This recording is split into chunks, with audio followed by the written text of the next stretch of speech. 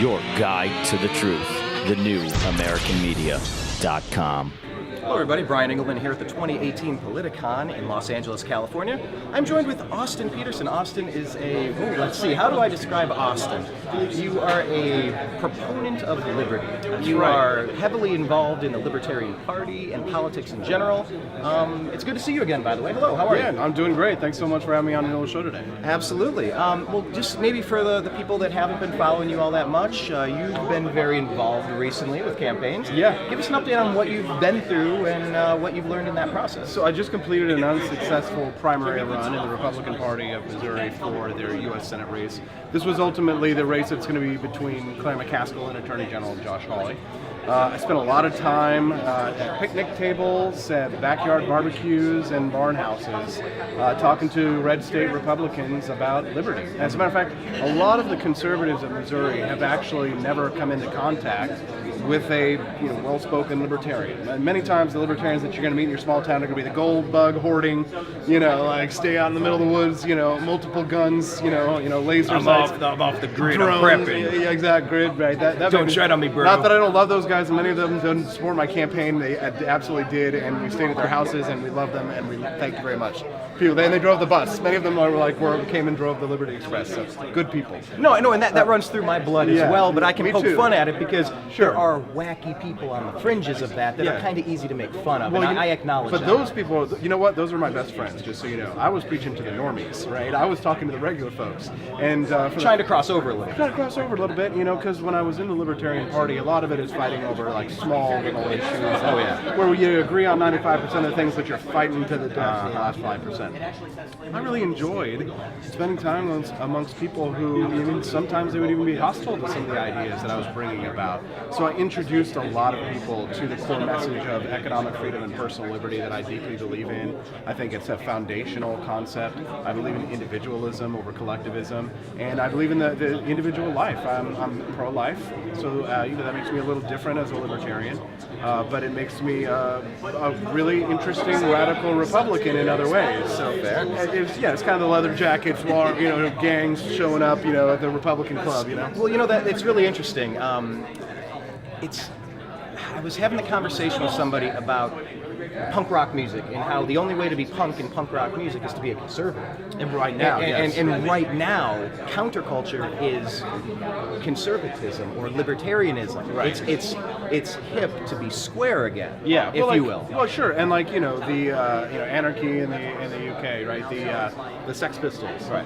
Like they didn't identify with the form of anarchism of Antifa that we see today, right? Those are people of total central social control. I remember when Ron Paul was running for president in 2008, and I think it was not Sid Vicious, but who was Johnny Rotten? Yeah. Well, whoever's the living, Sex Pistols guy today, he was performing for Ron Paul at Saturday Night Live or something like Letterman show, and he was giving props to Mr. Paul. Of course, then he flashed his butt at the audience. So who knows if that was maybe that's how he felt about Ron. But I got the impression that if you want to be punk, you got to be conservative. That's why a lot of them were straight edge.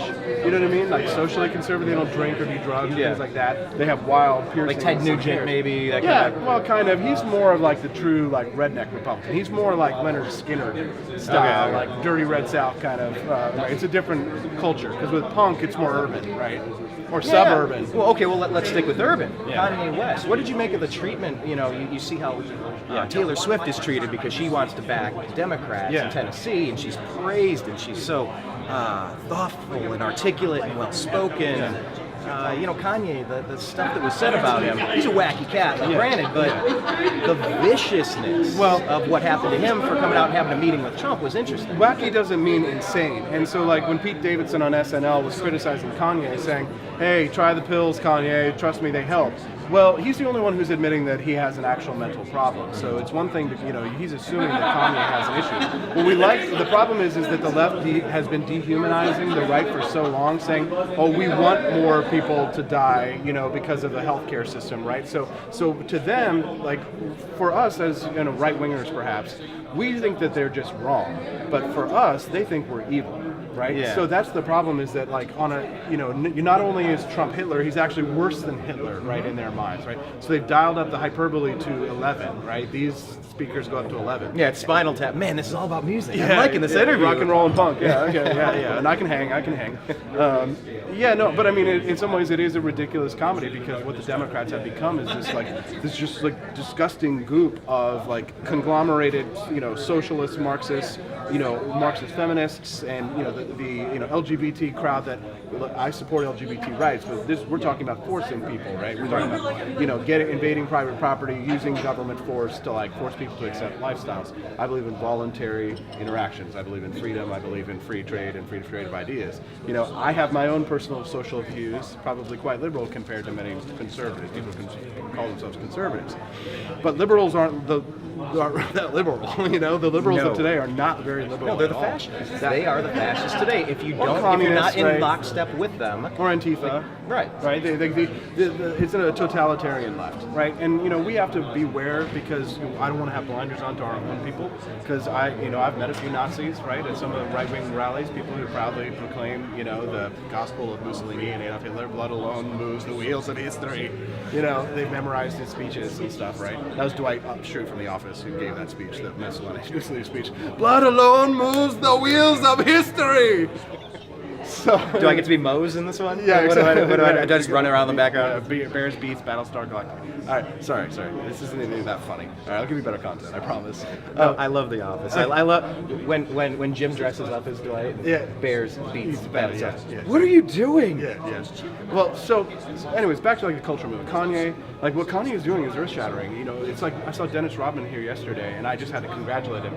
And I'm not lying when I said when I was watching Dennis Rodman giving that tear-filled speech at CNN, like I was actually tearing up as well because what you're able to accomplish with bonkers politics in some ways, and the chaos. In some ways, Trump is more anarchist than the anarcho-capitalists of our movement because of the absolute discord that he sowed amongst the enemies of individualism against the enemies of liberty. I mean, conservatives might say, well, I don't like the fact that you like him because he drives, your opponents nuts. But yeah, like when Sarah Palin drives liberals nuts and they apply these double standards to her, it's showing the ridiculous and the hypocrisy of the left. So in some ways, like what Kanye is doing is kind of bringing a little bit of planned chaos, right? A little bit of anarchy introduced into the situation. And God knows the system needed it. Well, yeah, and something else that came out recently in the past couple of weeks, the NPC meme, the non-player character. And it's like they are scripted in this matrix. If white male, then racist, Orange man bad. Orange man bad, yes. They take the talking points racist, off MSNBC. Sexist, bigot, misogynist, right?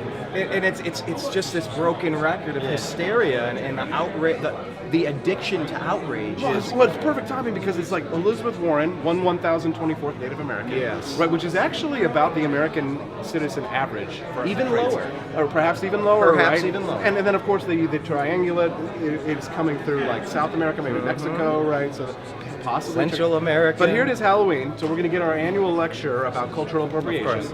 Right? And we're going to get it from the crowd that really supports a woman who is culturally appropriate.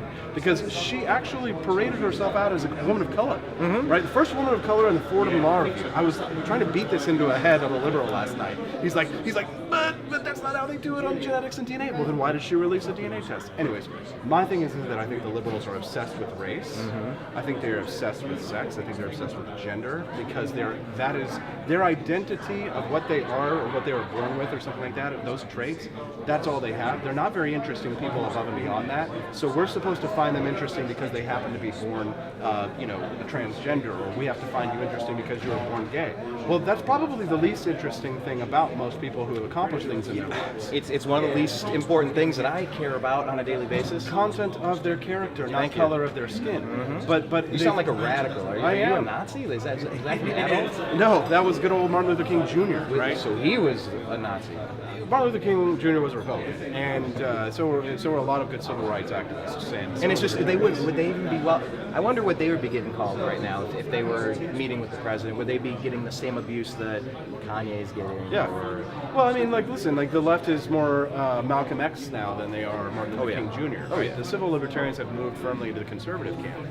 When you see, let's say, like civil libertarian legislation going through Congress, Congress, guarantee you it's pushed by Rand Paul, Thomas Massey, Justin Amash, Senator Mike Lee, Ted Cruz maybe, everyone. Oh, it's not coming from Maxine It's Waters. not coming from I mean, Maxine Waters or Nancy Pelosi or anything like that. When we see that kind of civil libertarian legislation coming down, it's coming from our people, right, the libertarians. So I guess I don't have a lot of hope for the left. I never really did, but now I see them more and more as a danger, as a threat. Yeah. I kind of compared them the other day in my podcast to Lenny in Of Mice and Men.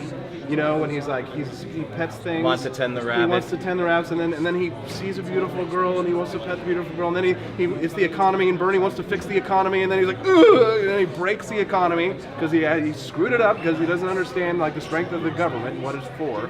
So what you have to do is you have to take communism and you have to shoot it in the back of the head. You have to kill it. You have to kill communism before communism kills you. And so metaphorically speaking, this is a metaphor. This is an American classic. If you haven't read Of Mice and Men and you're triggered by this, then please go read a great staple American classic. Also, since we're on this topic, you should also read To Kill a Mockingbird so that you can take your false accusations and your hyperboles. Talking about Kavanaugh, and you can take that and you can Atticus Finch it right up your Mockingbird, right? Well, talk about the Kavanaugh thing. This guilty until proven innocent. This lynch mob of McCarthyism and Salem witch trials, and it's like the radical left, the Marxists, the communists on the left. They just want heads on sticks, and it's like they don't even care about the facts. Yeah, I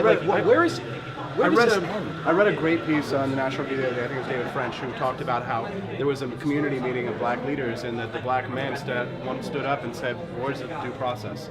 Because historically, speaking of To Kill a Mockingbird, those were the men who got, when there was a false rape accusation, a black man raping a white woman. The Democratic lynch squads, the Jim Crow era showed up to do the job. Wait, you mean the Democrats used to also be the racists? Isn't that interesting, man? And they still are? But the party switched. Remember, we were told the party switched in our government-approved education seal of approval. Exactly. K through 12, right? K through 12. You will believe what we tell you. The indoctrination is incredible. I got a crash course in this, helping out fostering a boy, and just what was going on in the elementary schools alone was mind-blowing to me. You never let your schooling interfere with your education. That was a Mark Twain quote. Good old Missouri boy. Never let your schooling interfere with your education. So everything useful, I would say, that's been, at least to my ends, has mostly come from my own work in progress. I've had wonderful teachers, and I would never say an unkind word towards them. But they're part of a machinery, of a system that I think is broken, and it doesn't serve the purpose of what it was really originally meant to be. But we believe in centralization, again, collectivization, right? We don't like individual options and choices. The left calls themselves pro-choice, but that's the only choice they really care about, right? Everything else, no, there's no choice. There's even a branch of social democrats who believe this thing they call libertarian paternalism, where it'd be like, you'd have Obamacare and everybody would automatically be opted in, and then you'd have to opt out of it, the system. Libertarian paternalism, so it's kind of like, you can leave, but we're going to get our claws in you first, right? You're going to get a social security. The default system is we're getting it our way. We've got control, and maybe you can opt out. Which I certainly prefer libertarian paternalism to the sort of authoritarian Marxism that we have now, that the left is pushing now.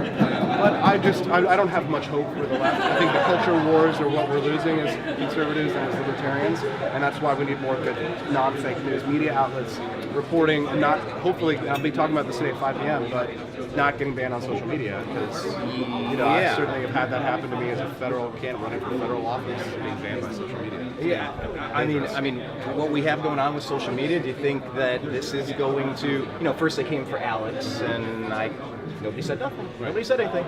Right. And it's starting to move across all sorts of, and it has been for a while. And shadow banning, Bill Maher is like, you got to let him speak, But so Dave Rubin the other day and I were talking, he said to me, Austin, they're just cowards. It's not like it's a real conspiracy. It's like one of them does something and the rest of them are like, oh gosh, we better bow down too. We all got to do it, right? So if it's a conspiracy by idiocy, right? And by cowardice. Yeah.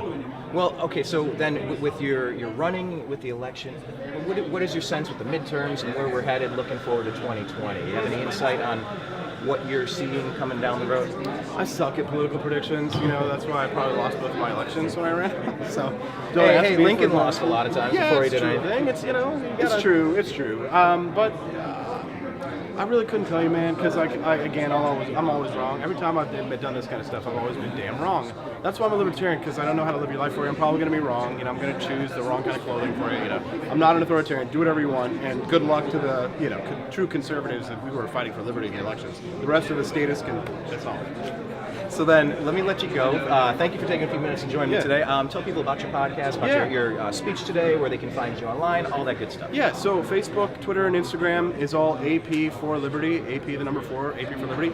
And then if you want to hit my podcast, it's just real simple. The Freedom Report, SoundCloud, Stitcher, iTunes, Google Music, anywhere you want. The Freedom Report, simple enough.